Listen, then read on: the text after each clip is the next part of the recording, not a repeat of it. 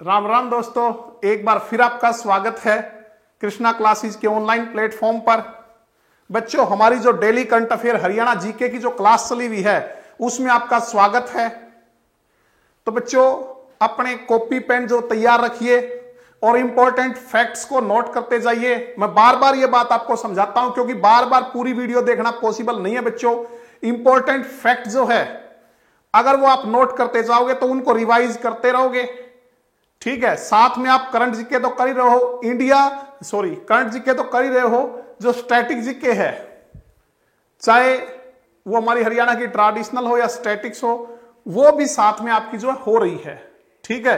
तो important fact आपको note करने हैं और लगातार उनको बार बार अभ्यास करना है, ठीक है। और पीडीएफ जो बच्चों जिनको नहीं पता मैं फिर बताता हूं, पीडीएफ जो है वो हरियाणा करंट अफेयर के साथ साथ अब इंडिया करंट अफेयर की पीडीएफ भी जो डलनी शुरू हो गई है। हमारे टेलीग्राम चैनल जो आप सब ज्वाइन कर लीजिए, केसी पब्लिकेशंस और कृष्णा क्लासेस के नाम से, ठीक है। तो बच्चों लास्ट में उनके बारे में बताऊं भीगा। तो बच्चों शुरू करते हैं आज की क्लास। देखिए, चलिए। तो पहला क्वेश्चन हमारा बच्चों, प्रदेश के किस संस्थान ने मुर्रा भैंस का क्लोन तेजस तैयार किया है? ठीक है, प्रदेश के किस संस्थान ने मुर्रा भैंस का क्लोन तेजस जो है वो तैयार किया है बच्चों, ठीक है।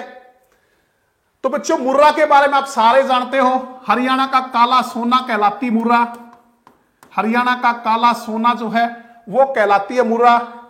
एशियन ट्रैक्टर की संज्ञा दी गई है, एशियन ट्रैक्टर की संज्ञा इसको दी गई है बच्चों। क्या कहा जाता है? एशियन ट्रैक्टर कहा जाता है, क्योंकि उस टाइम जो है बच्चों बहुत ही प्रसिद्ध है, काफी दूध देती है, देखने में भी काफी सुंदर होती है बच्चों। तो मुर्रा भैंस हरियाणा का काला सोना कहलाता है। एशियन ट्रैक्टर, जब ये उस टाइम इसको एशियन ट्रैक्टर की संज्ञा दी गई, उस टाइम इसकी जो कीमत थी, जब ये चर्चा में आई थी शुरू में बच्चों, तो एक ट्रैक्टर के सामने ट्रैक्टर के जो है समान थी और लोगों ने बड़ा अचंभा माना था कि एक भैंस की कीमत इतनी। लेकिन अगर आज की बात करें तो ट्रैक्टर तो दूर की बात है बच्चों, ट्रैक्टर तो छोड़ो, आज तो इसकी कीमत फॉर्च्यूनर के बराबर हो गई है, ठीक है। तो हरियाणा का काला सोना, एशियन ट्रैक्टर, ठीक है। या हम ये कहें बच्चों, इसके बारे में कहावत भी हमारे यहां, जिसके घर काली उसके घर सदा दिवाली, जिसके घर काली उसके घर सदा दिवाली। मतलब अगर किसी के मुर्रा भैंस है बच्चों तो काफी दूध देती है, तो दूध दही घी बहुत होता है जिससे आप हर रोज ही पकवान बना सकते हो। तो इसलिए कहते हैं जिसके घर दिवाली, जिसके घर काली उसके घर सदा दिवाली। तो बच्चों बात कर रहे हैं प्रदेश के किस संस्थान ने मुर्रा भैंस का क्लोन तेजस तैयार किया है? बच्चों पहला ऑप्शन था ये राष्ट्रीय पशु आनुवांशिकी संस्थान, ए ऑप्शन था, ये मिसप्रिंट हो गया थोड़ा सा, कि राष्ट्रीय पशु आनुवांशिकी संस्थान। तो बच्चों जानते हो राष्ट्रीय पशु आनुवांशिकी संस्थान कहां है? कमेंट करके बताइए, और कब इसकी स्थापना हुई थी ये आपने कमेंट करके बताना है। दूसरा है डीआरडीआई, तो डीआरडीआई कहां है ये भी कमेंट करना है बच्चों। तीसरा है CBRI, central buffalo research institution, केंद्रीय भैंस अनुसंधान केंद्र, ये कहां है ये भी आपको जो है कमेंट करना है। और भारतीय जैव प्रौद्योगिकी जो संस्थान है ये कहां है, ये सभी आपको कमेंट करके बताने हैं। तो पहले बात करें राष्ट्रीय पशु आनुवांशिकी संस्थान की, तो बच्चों ये करनाल में है। कहां है? करनाल में। 1984 में इसकी स्थापना हुई थी। उसके बाद बात करें डीआरडी की, डीआरडीआई, तो ये जो है ये भी बच्चों करनाल में है। ये भी कहां है? करनाल में। केंद्रीय भैंस अनुसंधान संस्थान, सेंट्रल बफेलो रिसर्च इंस्टीट्यूशन जो है ये हिसार में बच्चों, हिसार में 1985 में इसकी स्थापना हुई थी। और भारतीय जैव प्रौद्योगिकी संस्थान जो है ये हैदराबाद में है। ये कहां है बच्चों? हैदराबाद में, ठीक है। तो हमसे पूछा गया था प्रदेश के किस संस्थान ने मुर्रा भैंस का क्लोन का नाम है तेजस, तो हाल ही में क्लोन जो है मुर्रा भैंस का तेजस तैयार किया गया है तो वो किया है डीआरडीआई करनाल ने, डीआरडीआई करनाल ने बच्चों। ठीक है, इससे पहले सर्वप्रथम डीआरडीआई करनाल जो है उसने सबसे पहले क्लोन भैंस का कब तैयार किया गया था, क्या नाम था उस क्लोन का, यह आपको कमेंट करके बताना है कि सबसे पहले डीआरडीआई करनाल ने भैंस का क्लोन सबसे पहले कब तैयार किया था और उस क्लोन का नाम क्या था। यह आपको जो है जिसके कारण काफी ख्याति जो मिली थी। तो बच्चों यह है जो हमारा काला सोना है, जो मुर्रा नस्ल की जो भैंस है। ठीक है, वैज्ञानिकों ने यह तेजस विकसित किया है ताकि देश में दूध का उत्पादन बढ़ सके। नेशनल डेयरी रिसर्च इंस्टीट्यूट के वैज्ञानिकों द्वारा, तो डीआरडीआई की फुल फॉर्म ये बच्चों, डीआरडीआई की फुल फॉर्म है, इसको हम कहते हैं डीआरडीआई। ठीक है, national dairy research institute, dairy research development institution. ठीक है, कहां है, करनाल में। तो विकसित या तेजस मुर्रा नस्ल के भैंस का क्लोन है। मुर्रा भैंस के, मुर्रा जो नस्ल है उसके भैंस का क्लोन क्या है, तेजस है। तो दूध उत्पादन बढ़ाने के लिए किया गया बच्चों। हाल ही में भारतीय जैव प्रौद्योगिकी संस्थान, यह भी बताया था कहां है, हैदराबाद, और राष्ट्रीय पशु आनुवांशिकी संस्थान, यह बताया था कहां है, करनाल, इनने मिलकर पशुओं के जन्म के तुरंत बाद ही हष्ट पुष्ट और दुधारू होने का पता लगाने के लिए एक विशेष प्रकार की चिप जो है वो तैयार की है। तो यह भी इंपॉर्टेंट क्वेश्चन है बच्चों कि हमारा जो राष्ट्रीय पशु आनुवांशिकी संस्थान है जो करनाल में है, उसने भारतीय जैव प्रौद्योगिकी संस्थान हैदराबाद के साथ मिलकर एक ऐसी चिप तैयार की है जिसमें पशुओं के जन्म के तुरंत बाद ही वे पशु स्वस्थ है, हष्ट पुष्ट है या नहीं है, और वो दुधारू है या नहीं है, इसका पता चल जाएगा।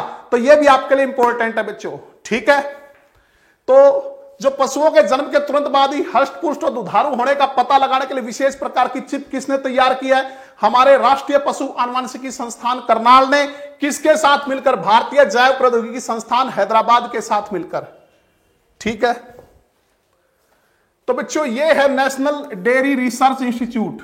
ठीक है, तो ये जो है सबसे पहले बेंगलोर में, जिसको आज को बेंगलुरु कहते हैं, 1923 में imperial institute for animal husbandry and dairying के नाम से शुरू किया गया था। सबसे पहले बेंगलुरु में स्थापित हुआ था 1923 में, नाम था imperial institute for animal husbandry and dairying के रूप में स्थापित किया गया था। 1936 में इसका नाम इंपीरियल डेयरी इंस्टीट्यूट रख दिया गया और 1955 में इसे बेंगलोर से करनाल स्थानांतरित कर दिया। ठीक है, तो कब करनाल स्थानांतरित हुआ था बच्चों, 1955 में। यह स्थापित हुआ था बेंगलुरु में 1923 में। क्या नाम था, imperial institute for animal husbandry and dairying. फिर इसका नाम कब बदला, 1936 में। क्या नाम रखा, इंपीरियल डेयरी इंस्टीट्यूट, और 55 में बेंगलोर से क्या, करनाल स्थानांतरित कर दिया। 1970 में राष्ट्रीय डेयरी अनुसंधान संस्थान प्रबंधन को कृषि मंत्रालय से हटाकर भारतीय कृषि अनुसंधान संस्थान ने अपने संरक्षण में ले लिया। पहले किसके अंडर में आता था, कृषि मंत्रालय के, लेकिन 70 में कृषि मंत्रालय से हटाकर भारतीय कृषि अनुसंधान संस्थान ने अपने संरक्षण में ले लिया। 1989 में से डीम्ड यूनिवर्सिटी का दर्जा दिया गया और एनडीआरआई ने प्रथम आईवीएफ भैंस, कौन सी, प्रथम, जो है तैयार कर विश्व ख्याति जो है अर्जित की। एनडीआरआई ने पहली आईवीएफ भैंस जो है नाम था प्रथम।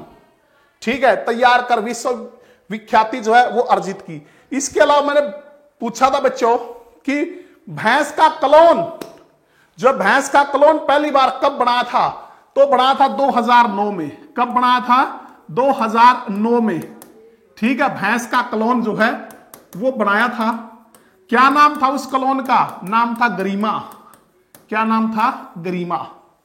ठीक है, हो जाएगा बच्चों।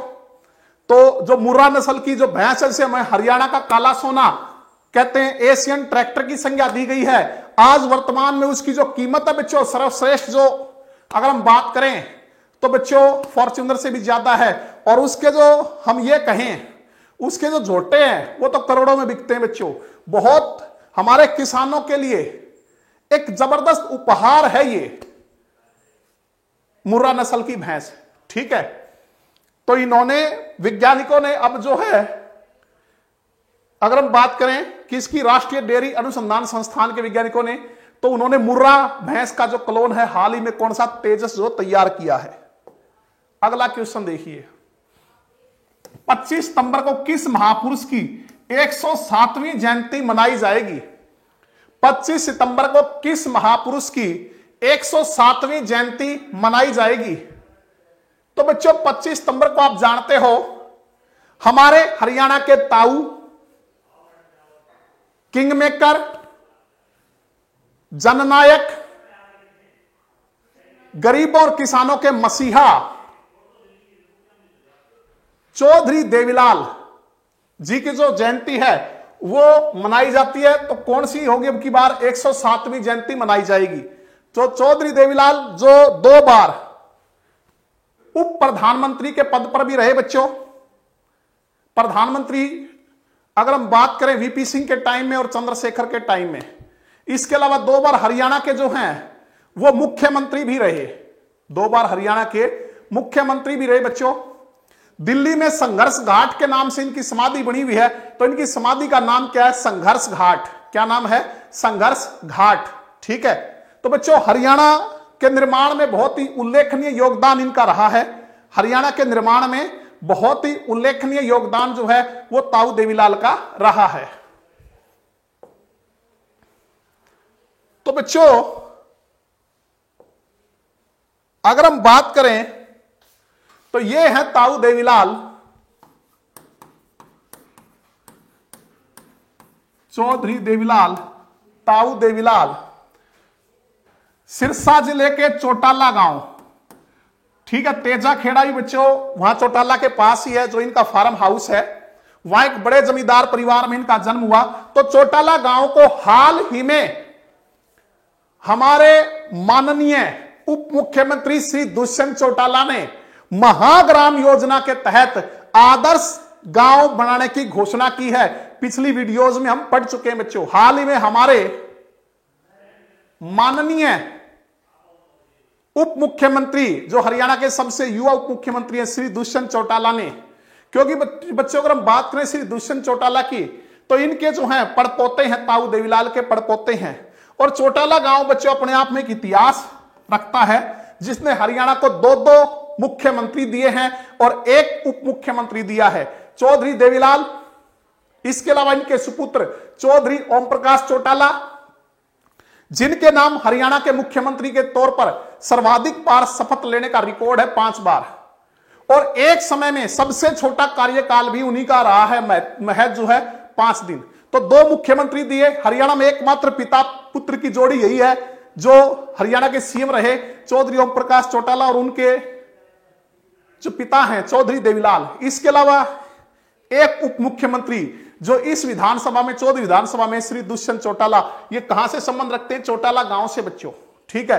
और वर्तमान जो विधानसभा है 14वीं विधानसभा, तो इसमें जो है चौटाला गांव ने 5 एमएलए दिए हैं। चौटाला गांव से कितने एमएलए बच्चों? जिनका पैतृक भूमि जो है वो चौटाला गांव है, कितने एमएलए दिए हैं? 5। अगर बच्चों मैं बात करूं चौधरी देवीलाल की, तो इनके एक और पुत्र चौधरी रणजीत सिंह, जो वर्तमान में रानिया विधानसभा क्षेत्र से निर्दलीय उम्मीदवार के रूप में जीत कर आए हैं, जो 14वीं विधानसभा में कैबिनेट मंत्री हैं, जो हमारे जेल मंत्री हैं। इसके अलावा जो हमारे ऊर्जा एवं नवीन एवं नवीकरणीय ऊर्जा जो संसाधन है, उनके मंत्रालय उन्हीं के पास हैं, ठीक है। तो वो भी किन के पुत्र हैं? चौधरी देवीलाल के पुत्र हैं। तो 5 विधायक जो हैं इस 14वीं विधानसभा में जो हैं वो चौटाला गांव ने दिए। नैना चौटाला जो इनकी जो पौत्र वधू है वो भी कहां से बच्चों? बेसिकली वो चौटाला से ही है, एक ही परिवार है बच्चों ये, ठीक है। अगर मैं बात करूं चौधरी छोटूराम की, तो चौधरी छोटूराम के बारे में आप जानते हो बच्चों, दिन बंधु किसे कहा जाता है? दिन बंधु चौधरी छोटूराम को कहा जाता है। इसके अलावा रहबर ए आजम किसे कहा जाता है? चौधरी छोटूराम को। इसके अलावा बच्चों किसानों का मसीहा, किसानों और गरीबों का मसीहा चौधरी देवीलाल को भी कहा जाता है बच्चों, और चौधरी छोटूराम को भी कहा जाता है। किसानों का मसीहा, गरीबों का मसीहा चौधरी छोटूराम। भाखड़ा डैम प्रोजेक्ट के जन्मदाता, भाखड़ा डैम प्रोजेक्ट जो है उसके जन्मदाता है, क्योंकि बच्चों जो हिमाचल के बिलासपुर के राजा थे उनके साथ जो है संधि इन्होंने ही की थी, चौधरी छोटूराम ने भाखड़ा डैम प्रोजेक्ट को लेकर। ठीक है बच्चों, रोहतक के गढ़ी सांपड़ा गांव से संबंध रखते हैं, रोहतक के गढ़ी सांपड़ा गांव से संबंध रखते हैं। वास्तविक नाम जो था वो राम रिछपाल था, लेकिन परिवार में सबसे छोटे होने के कारण सभी लोग इन्हें छोटू कहकर पुकारते थे, और जब स्कूल में एडमिशन लिया तो इन्होंने वहां भी अपना नाम जो छोटू राम ही लिखवाया, तो ये छोटू राम के नाम से प्रसिद्ध हो गए। ठीक है, और अगर हम बात करें तो इनका पसंदीदा कलर जो है वो नीला था बच्चों। इनकी नीली कोठी जो रोहतक में मशहूर है, नीला जो इनका पसंदीदा कलर था। इसके अलावा जमींदारा लीग की जो स्थापना की थी इन्होंने, जमींदारा लीग की स्थापना भी चौधरी छोटूराम ने की थी। तो रोहतक के गढ़ी सांपड़ा गांव से जो बच्चों संबंध रखते हैं। वर्तमान में इनके गांव का नाम इनके नाम पर ही क्या रख दिया गया है? छोटूराम नगर रख दिया गया है। इनके नाम पर ही छोटूराम नगर जो उसका नाम कर दिया गया बच्चों। ठीक है, इसके अलावा हमारे माननीय मुख्यमंत्री श्री नरेंद्र मोदी ने इनके गांव में गढ़ी सांपड़ा में, जिसको आजकल छोटूराम नगर जो है कहा जाता है, इनकी मूर्ति का जो अनावरण किया था।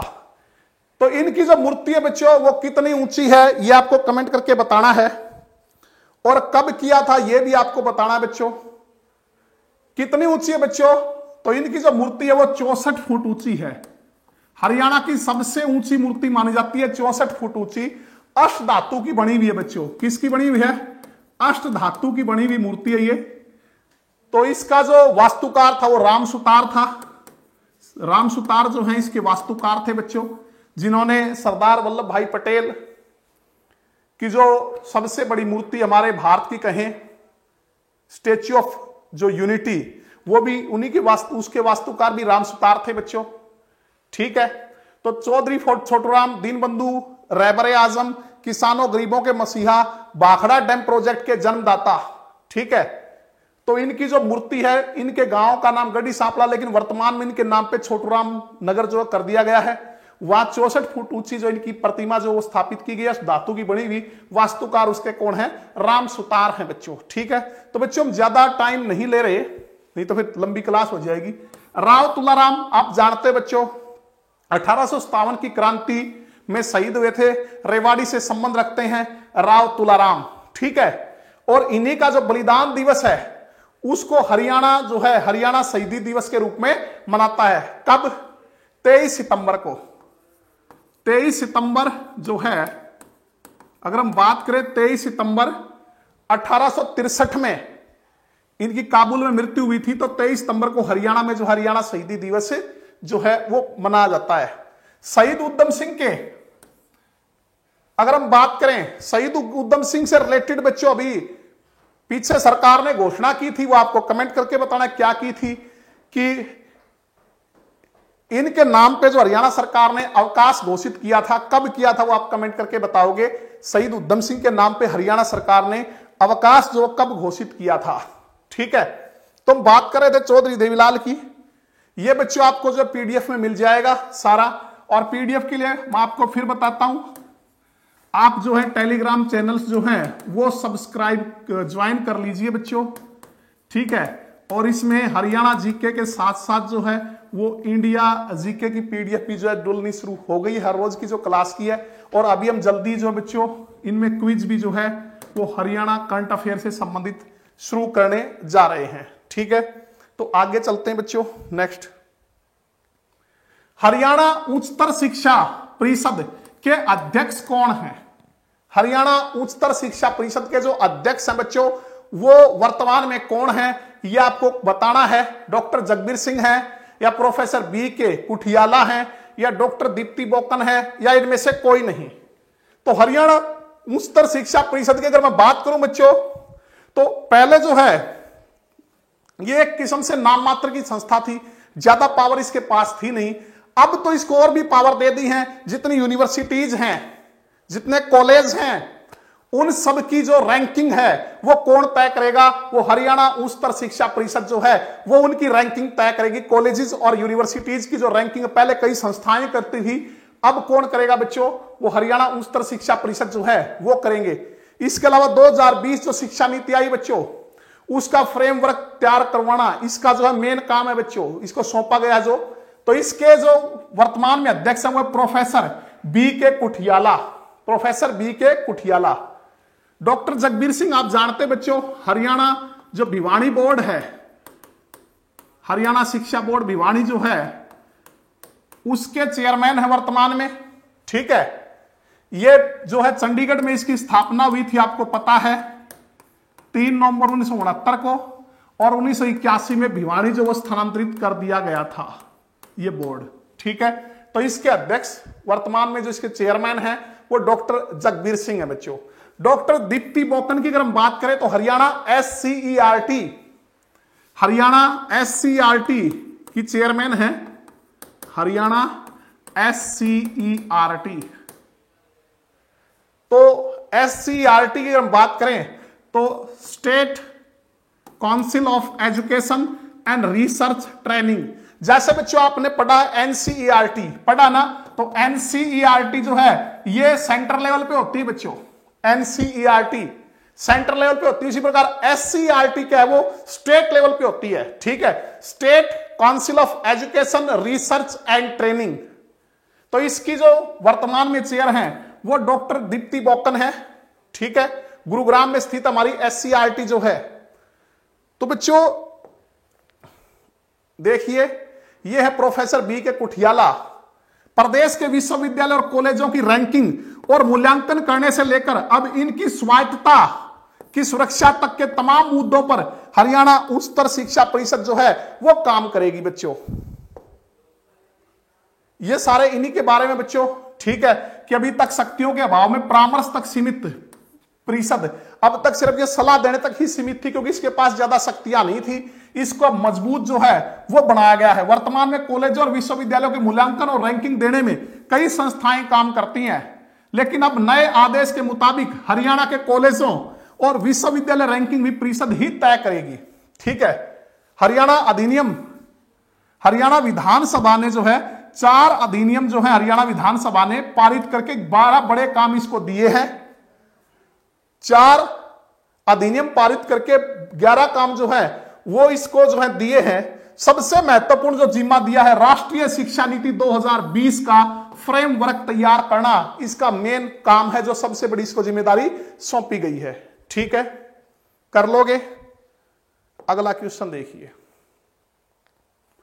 प्रदेश में 183 करोड़ रुपए की लागत से कितनी सड़कों का नवीनीकरण का कार्य किया जाएगा? हरियाणा प्रदेश में 183 करोड़ रुपए की लागत से कितनी सड़कों का नवीनीकरण यानी कि उनका जो मरम्मत आदि है वो किया जाएगा बच्चों। ठीक है, तो हरियाणा जो है देश का पहला गांव है, पहला प्रदेश है जिसने गांव-गांव तक जो है सड़कों का जाल पहुंचा था। गांव-गांव तक जो है वो पक्की सड़कें बनवाई थी, बिछाई थी। ठीक है, तो हरियाणा जो इस मामले में नंबर 1 है बच्चों। तो प्रदेश में 183 करोड़ रुपए की लागत से कितनी सड़कों का नवीनीकरण कार्य किया जाएगा? तो बच्चों 63। कितना? ये 63 है। फिर बताता हूं, ये 53। तो बच्चों 15 जिलों में 183 करोड़ रुपए की लागत से जो है वो 63 सड़कों का नवीनीकरण जो कार्य है वो किया जाएगा। लोक निर्माण भवन एवं सड़कें विभाग, तो बच्चों आप कमेंट करके बताइए ये विभाग किसके पास है? लोक निर्माण भवन एवं सड़कें विभाग जो डिपार्टमेंट है वो किस मंत्री के पास है? दोबारा, नाबार्ड के सहयोग से 183 करोड़ रुपए की लागत से प्रदेश की 63 सड़कों को बेहतर बनाकर मुसाफिरों का सफर जो है वो सुहाना किया जाएगा। तो बच्चों लोक निर्माण भवन एवं सड़कें विभाग जो है वो हमारे माननीय उप मुख्यमंत्री श्री दुष्यंत चौटाला के पास है। श्री दुष्यंत चौटाला के पास है जो जेजेपी जन नायक जनता पार्टी से उचाना से जो है विधायक है बच्चों। तो मैंने आपको बताया था 11 डिपार्टमेंट इनके पास है बच्चों। उनमें से एक है लोक निर्माण भवन एवं सड़कें विभाग इन्हीं के पास है, राजस्व एवं आपदा इन्हीं के पास है, आबकारी एवं कराधान इन्हीं के पास है, पंचायत एवं विकास मंत्रालय भी इन्हीं के पास है बच्चों, श्रम एवं रोजगार भी इन्हीं के पास है। ठीक है, इसके अलावा चकबंदी इन्हीं के पास है, पुनर्वास भी इन्हीं के पास है। हमारे नागरिक उड्डयन मंत्री भी यही है बच्चों। नागरिक उड्डयन मंत्री की अगर हम बात करें तो भी कौन है, श्री दुष्यंत चौटाला जो है वो हमारे नागरिक उड्डयन मंत्री हैं। ठीक है, तो बच्चों शायद इनके आपको डिपार्टमेंट जो है वो सारे याद हो गए होंगे। अगर कोई रहता तो बार बार जब हम इनका जिक्र करेंगे तो याद हो जाएंगे, और इनको आप नोट भी कर लिया करो। ठीक है, तो आगे चलते हैं बच्चों। तो बच्चों नेक्स्ट हमारा जो क्वेश्चन है, प्रदेश में किस योजना के तहत हर परिवार को एक 150 वाट का सोलर सिस्टम जो है वो दिया जाता है। कहता बच्चों प्रदेश में किस योजना के तहत हर परिवार को एक 150 वाट का जो सोलर सिस्टम है वो दिया जाता है बच्चों। ठीक है, तो बच्चों ए ऑप्शन है मनोहर ज्योति योजना, दूसरा मुख्यमंत्री परिवार समृद्धि योजना, तीसरा है अन्नपूर्णा रसोई योजना, और डी उपयुक्त सभी। तो प्रदेश में किस योजना के तहत हर परिवार को एक 150 वाट का जो सोलर सिस्टम है वो दिया जाता है? तो यह दिया जाता है बच्चों मनोहर ज्योति योजना के अंतर्गत। मनोहर ज्योति योजना के अंतर्गत दिया जाता है बच्चों। तो मनोहर ज्योति योजना जो बच्चों कब लागू हुई थी, कमेंट करके बताना कि मनोहर ज्योति योजना जो है वो कब लागू हुई थी। ठीक है, तो बच्चों एक तो बिजली का बिल ज्यादा ना आए उस खर्च को बचाने के लिए, दूसरा पर्यावरण को भी सुरक्षित रखने के लिए सौर ऊर्जा पे जो ज्यादा ध्यान दिया जा रहा है उसी के अंतर्गत है ये मनोहर ज्योति योजना बच्चों। तो इसके अंतर्गत जो है ये पहले सबसे पहले तो यही बताइए मनोहर ज्योति योजना जो है वो कब लागू की गई थी। ठीक है, तो बच्चों ये शायद 2018 में 27 अक्टूबर 2018 को की गई थी शायद। और मुख्यमंत्री परिवार समृद्धि योजना जो है ये कब की गई थी? तो ये हुई थी शायद 21 अगस्त 2019 को। मुख्यमंत्री परिवार समृद्धि योजना। अन्नपूर्णा रसोई योजना आप जानते हो बच्चों, अन्नपूर्णा पार्वती का पर्यायवाची है बच्चों। अन्न से पूर्ण करती है जो, किसको कहा जाता है? पार्वती को। इसके तहत ये जो रसोई योजना है इसके तहत जो है दोपहर का भोजन और रात्रि का भोजन जो है, प्रत्येक टाइम का भोजन जो है उसमें 10 रुपए की जो थाली है वो मिलती है। 10 रुपए की सरकार की इस योजना के तहत जो है अन्नपूर्णा रसोई योजना के तहत दोपहर का भोजन और जो रात का भोजन है उसकी जो थाली वो प्रत्येक टाइम जो 10 रुपए की दी जाती है। तो बच्चों देखिए इस योजना के तहत हर परिवार को 150 वाट का सोलर जो सिस्टम है वो दिया जाता है, जिसमें सोलर के साथ लिथियम की बैटरी भी दी जाती है। इस सिस्टम से में 3 एलईडी लाइट, एक पंखा और मोबाइल चार्जिंग पोर्ट जो है वो चलाया जा सकता है।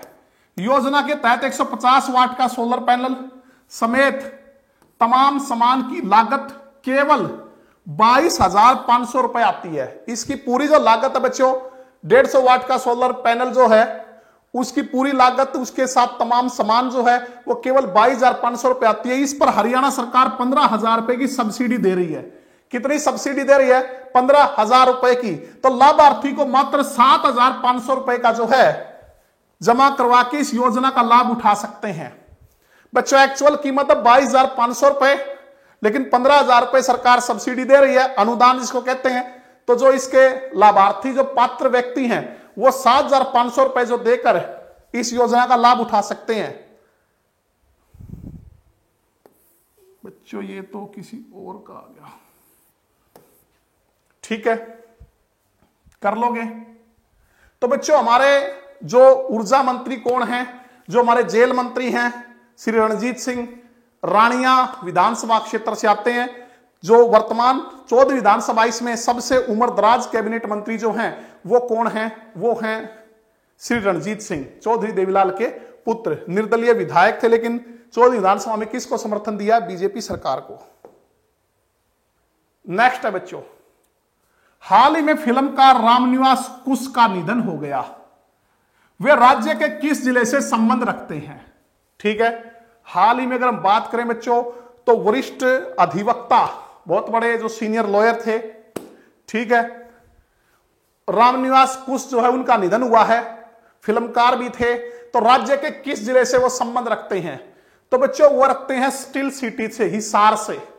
स्टील सिटी जिसको हम हिसार जो है कहते हैं, इस्पात नगरी कह देते हैं। सर्वाधिक लोह पाइपों का उत्पादन जिसमें होता है, फिरोजा नगरी या हिसार फिरोजा जिसको कहा जाता है। प्राचीन नाम ईसुयार था बच्चों, ठीक है। तो यहां से संबंध रखते थे बच्चों फिल्मकार रामनिवास कुश जो है। वरिष्ठ अधिवक्ता तथा जवान फिल्म के डायरेक्टर, इनकी फिल्म का नाम क्या था? जवान। फिल्मकार रामनिवास कुश का जो है वो निधन हो गया। तो ये कहां से संबंध रखते हैं? हिसार से।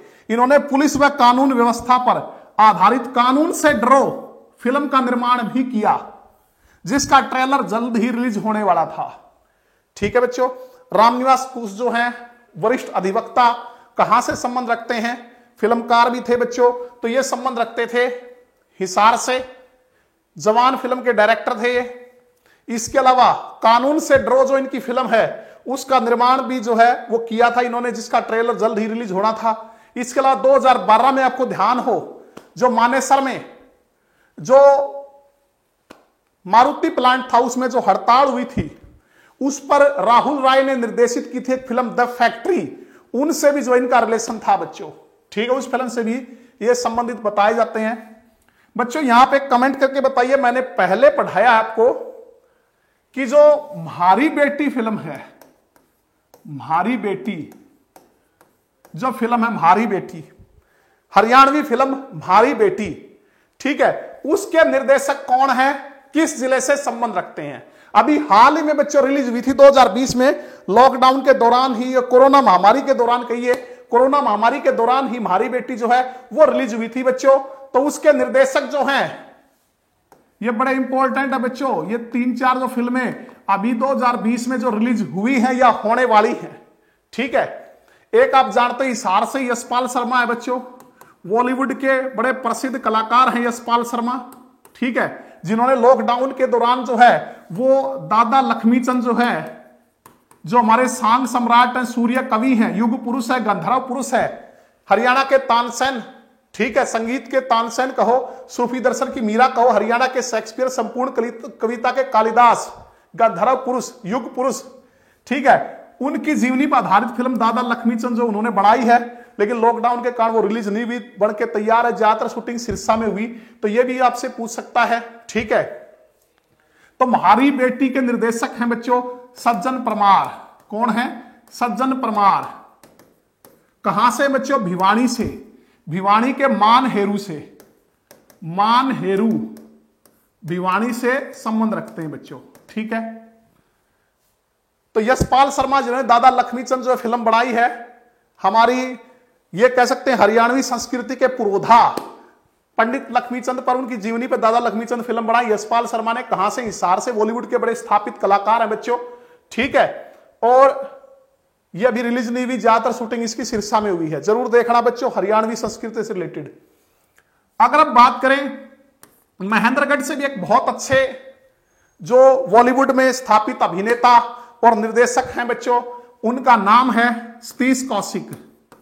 क्या नाम है? सतीश कौशिक, ठीक है। ये कहां से हैं? महेंद्रगढ़ से हैं सतीश कौशिक, जिसे हाल ही में जनवरी 2020 में हरियाणा फिल्म प्रोत्साहन बोर्ड का जो चेयरमैन है, अध्यक्ष वो बनाया गया है। इस बोर्ड का गठन कब हुआ? जनवरी 2020 में ही बच्चों। हरियाणा फिल्म प्रोत्साहन बोर्ड जो है जनवरी 2020 में बनाया गया। उसके जो अगर हम बात करें चेयरमैन किसे बनाया गया? सतीश कौशिक को, अभिनेता हैं। इसके अलावा निर्देशक है बच्चों, कहां से संबंध रखते हैं? महेंद्रगढ़ से। तो इन्होंने भी अभी हाल ही में हरियाणवी फिल्म बनाई है बच्चों, अभी म्हारी छोरी छोरों से कम है के, म्हारी छोरी छोरों से कम है के, ये फिल्म इन्होंने जो है वो बनाई है। तो कर लोगे बच्चों, हाल ही में फिल्मकार रामनिवास खुश का निधन हो गया। राज्य के किस जिले से संबंध रखते हैं? तो वे रखते हैं बच्चों हिसार से। नेक्स्ट, हाल ही में निम्न में से किसे बोरोप्लस ने हाइजीनिक रेंज का ब्रांड एम्बेसडर बनाया है? ठीक है बच्चों, हाल ही में निम्न में से किसे बोरोप्लस ने हाइजीनिक रेंज का ब्रांड एम्बेसडर बनाया है? ए ऑप्शन है जूही चावला। आप जानते बच्चों हमारे हरियाणा से बहुत अच्छी अभिनेत्री है, बॉलीवुड में स्थापित अभिनेत्री, हमारे हरियाणा से संबंध रखती है। कहां से? अंबाला से। कहां से? अंबाला से। दूसरी परिणीति चोपड़ा, इनके बारे में जानते हो, ये भी बॉलीवुड के जो हैं स्थापित अभिनेत्री हैं, ये भी हमारे हरियाणा से संबंध रखती हैं बच्चों। ठीक है, ये कहां से? ये भी अंबाला से। जो फिल्म अभिनेता ओमपुरी का पिछले वर्ष निधन हो गया था, वो भी अंबाला से थे बच्चों। मलिका शेरावत बच्चों ये हिसार से संबंध रखती हैं। आपको कई जगह है ना रोहतक लिखा मिलेगा, रोहतक। क्या लिखा मिलेगा? रोहतक। लेकिन जो मलिका शेरावत है ये हिसार जो है डिस्ट्रिक्ट, इनका मूल जो पैतृक गांव हिसार डिस्ट्रिक्ट के बच्चों, वहां से संबंध रखती हैं। वास्तविक नाम जो इनका रीमा लांबा है। वास्तविक नाम क्या? रीमा लांबा।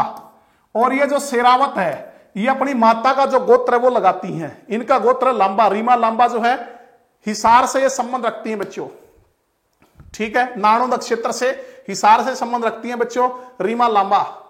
लेकिन बच्चों आपको कहीं जगह आपको दिखाई देगा रोहतक। तो अगर आप आ जाए मलिका शेरावत कहां से संबंध रखती हैं, हिसार ऑप्शन में ना हो, रोहतक हो तो रोहतक पे जाइए, नहीं तो हिसार कीजिए। दोनों है तो भी हिसार कीजिए, क्योंकि पैतृक जो इनका गांव है बच्चों रीमा लांबा का, वो कहां है? हिसार में। ठीक है, तो हाल ही में निम्न में से किसे बोरोप्लस ने हाइजीनिक रेंज का ब्रांड एम्बेसडर बनाया है? तो बनाया है जूही चावला को। किसको बनाया है? जूही चावला को। बच्चों ये है अभिनेत्री जो हमारे अंबाला से संबंध रखती हैं, जूही चावला।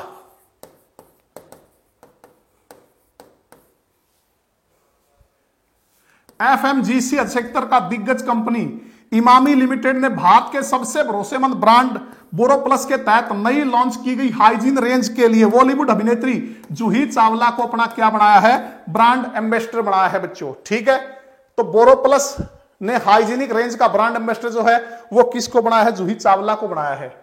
इस वर्ष अप्रैल में कंपनी ने बोरोप्लस हैंड सैनिटाइजर और जून में टॉयलेट साबुन जो है वो लॉन्च किए थे। आपको आप जानते हैं बच्चों कि कोरोना महामारी के कारण बहुत सी कंपनियों ने जो है वो हैंड सैनिटाइजर जो है वो क्या किए हैं? लॉन्च किए हैं। तो इन्होंने बोरोप्लस ने भी हैंड सैनिटाइजर जो अप्रैल में लॉन्च किया था और जून में जो है टॉयलेट साबुन जो है वो लॉन्च किया था। अब इन्होंने हैंड वॉश जो है वो भी बाजार में उतारने का निर्णय लिया बच्चों। और ब्रांड एम्बेसडर जो है वो किसे बनाया है इन सब का? वो बनाया जूही चावला को। ठीक है बच्चों, ऑनलाइन पढ़ाई करने वाले सरकारी स्कूलों में मायोपिया की बीमारी 15 से 16% से बढ़कर कितने प्रतिशत हो गई है? बच्चों जो सरकारी स्कूलों में जो छात्र पढ़ते थे, पहले ऑफलाइन पढ़ते थे, तो ऑनलाइन का एक सबसे बड़ा ड्रॉबैक तो यह सामने आया है। क्या ड्रॉबैक सामने आया बच्चों ऑनलाइन का? कि जो स्कूली बच्चे थे उनमें जो मायोपिया बीमारी है बच्चों, दृष्टि दोष आप जानते होंगे, दृष्टि दोष जो है मायोपिया 15 से 16% होती थी पहले, अब बढ़कर जो वो कितने प्रतिशत हो गई है ऑनलाइन पढ़ाई करने वाले स्कूली बच्चों में। ठीक है, तो ये आपको बताना बच्चों कितने परसेंट हो गई है। तो वो हो गई है बच्चों 40%। 15-16% होती थी पहले बच्चों में, कितनी होती थी? 15-16% होती थी। लेकिन वर्तमान में जो है बच्चों वो बढ़कर कितनी हो गई है? तो वो हो गई है आपकी 40%।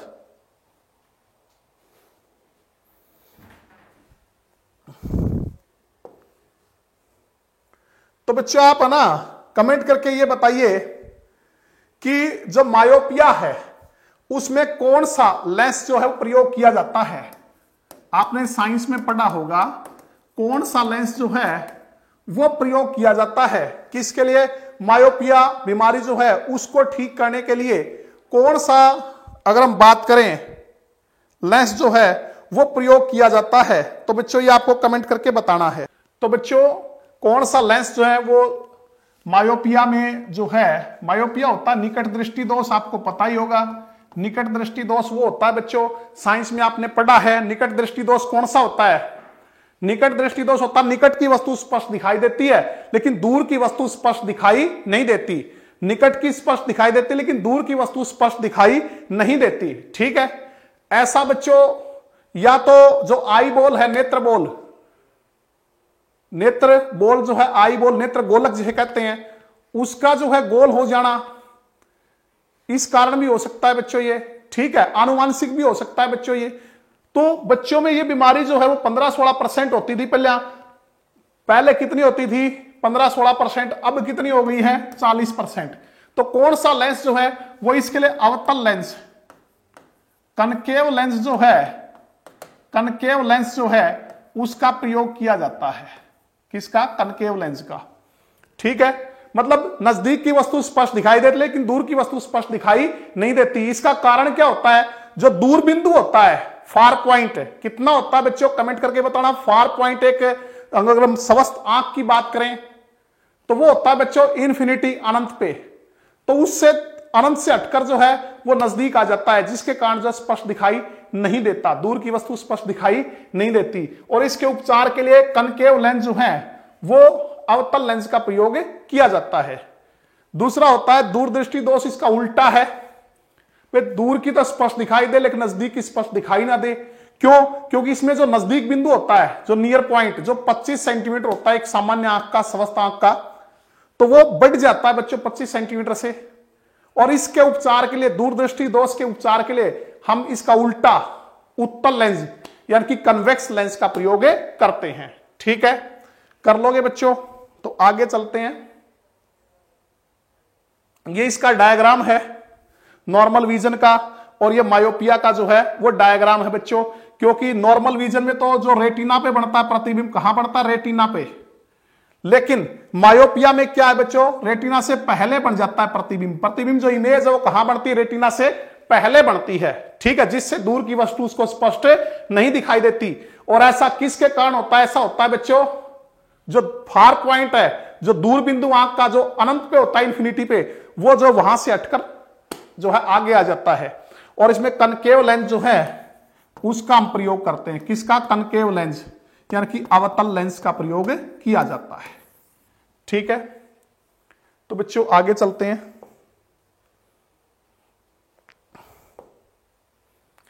बच्चों एक चर्चित हस्ती रही है स्वामी अग्निवेश, जिनका जो है अभी सितंबर के माह में निधन हो गया था बच्चों। 11 सितंबर को इनका निधन हुआ था। तो थोड़ी सी चर्चा जो है वो स्वामी अग्निवेश के बारे में हम कर लेते हैं। पहले भी हालांकि उस वीडियो में की थी, लेकिन थोड़ी सी चर्चा इनके बारे में हम कर लेते हैं। स्वामी अग्निवेश जो हरियाणा के शिक्षा मंत्री रहे थे बच्चों। हरियाणा के कौन से मंत्री भी रह चुके हैं? शिक्षा मंत्री। ठीक है, ये है स्वामी अग्निवेश। तो बच्चों इनका जन्म हरियाणा में नहीं हुआ, लेकिन बच्चों इन्होंने सन्यास जो है आर्य समाज, ये आर्य समाजी थे बच्चों। सन्यास कहां लिया? हरियाणा में, और रोहतक में इन्होंने सन्यास लिया था बच्चों। ठीक है, तो 21 सितंबर 1939 को श्रीकाकुलम में इनका जन्म हुआ और मृत्यु जो है 11 सितंबर 2020 को institute of liver and biliary science Delhi में इनका निधन हुआ। ठीक है, इन्होंने कोलकाता में कानून और बिजनेस मैनेजमेंट की पढ़ाई के बाद आर्य समाज में संन्यास ग्रहण किया। तो बच्चों हालांकि जन्म इनका हरियाणा में नहीं हुआ, लेकिन हरियाणा सबसे इंपॉर्टेंट क्वेश्चन बनता है बच्चों, हरियाणा के कौन से मंत्री रही है? शिक्षा मंत्री भी हरियाणा में रहे हैं। लेकिन बच्चों जल्दी इन्होंने जो है राजनीति से इस्तीफा दे दिया था, वो भी हम पढ़ेंगे इनके बारे में। अगर हम बात करें तो ये लीवर सिरोसिस नामक बीमारी के चलते जो है इनका देहांत हुआ 11 सितंबर 2020 को। आर्य समाज के नेता, मानवाधिकार कार्यकर्ता, बंधुआ मुक्ति मोर्चा के संस्थापक। बच्चों लगभग 2.25 लाख जो हैं वो बंधुआ मजदूर जो इन्होंने मुक्त करवाए थे, उसके लिए जो है वो इन्होंने कानून बनवाया था कोर्ट से। तो ये उनकी बहुत बड़ी उपलब्धि है बंधुआ मजदूरों के मुक्ति के लिए। बंधुआ मुक्ति मोर्चा का संस्थापक थे ये। सती प्रथा विरोधी कानून बनाने में भी बहुत बड़ा योगदान रहा। लगभग 2.25 लाख बंधुआ मजदूरों को नया जीवन दिलाने का उन्होंने कार्य किया। बंधुआ मजदूरों के लिए सुप्रीम कोर्ट से कानून बनवाना उनकी बड़ी उपलब्धियों में शामिल रही है। इसके अलावा बच्चों बहुत अच्छी उपलब्धि इनकी रही, उनके बारे में आप पढ़ लो कि सऊदी अरब का जो राजा है उसको सत्यार्थ प्रकाश देना, ये इनके साहस का एक नमूना है। बहुत साहसी थे बच्चों, बड़े लीडर थे। तो सऊदी अरब आप जानते हैं मुस्लिम कंट्री है, उसके राजा को क्या दिया था इन्होंने? सत्यार्थ प्रकाश, जो कि स्वामी दयानंद का लिखा हुआ कि आप इसे पढ़िए। ठीक है। अमेरिका के राष्ट्रपति जॉर्ज बुश को उन्होंने पहली बार चारों वेद दिए और स्वामी दयानंद सरस्वती की जो ऋवेदादि भाष्य भूमिका भेंट की और विश्व शांति का संदेश भारत से लेने का आग्रह किया। राष्ट्रपति जो अमेरिका के थे जॉर्ज बुश, ठीक है, उनको चारों वेद दिए और स्वामी दयानंद सरस्वती की जो भाष्य भूमिका थी ऋवेदादि वो भेंट की और क्या कहा कि विश्व शांति का संदेश आप कहां से लो? भारत से लो। इसके अलावा स्वामी अग्निवेश ने 50,000 से ज्यादा सत्यार्थ प्रकाश छपवाकर पिछले दिनों ही बंटवाए थे। युवक क्रांति अभियान का सूत्रपात इन्होंने किया था। ऋषि दयानंद के बाद आर्य समाज को देश दुनिया में पहुंचाने वाले पहले सन्यासी हैं। किसके बाद? स्वामी दयानंद, जिन्होंने आर्य समाज की स्थापना की थी।